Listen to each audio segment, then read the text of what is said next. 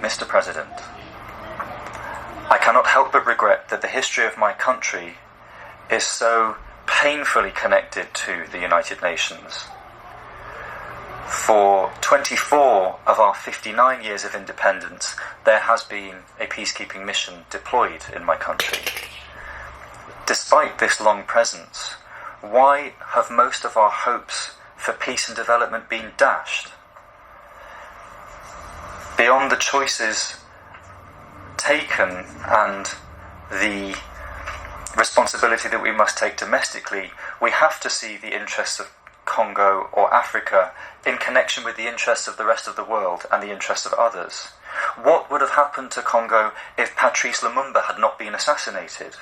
What would have become of my country if it had been allowed to learn its way in democracy in the post-war era without having been diverted by wars that came from outside?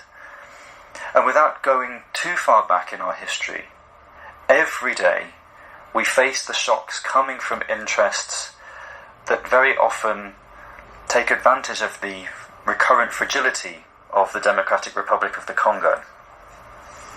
Therefore, the greatest challenge that Congo faces at the moment is peace, security and stability. Since my investiture, I have been convinced of the absolute need for peace, and therefore we have worked without reserve to achieve this objective, taking into account the regional and international dimension.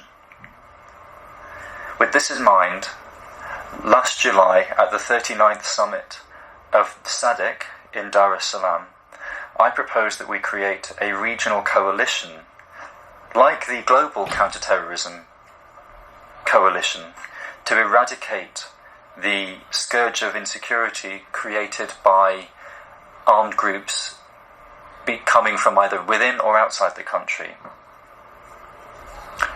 Mr. President, ladies and gentlemen, the absolute priority of my options is to offer a prospect of dignity to our populations, to promote the creation of jobs, in particular for young people, and to combat precarity and exclusion. This assembly that wishes to reduce inequalities and to build a world that is more inclusive might be the best way to drive these views. The challenge is enormous, but what makes us human is our capacity to find solutions, improbable even though those solutions might be, when those solutions are necessary. I thank you.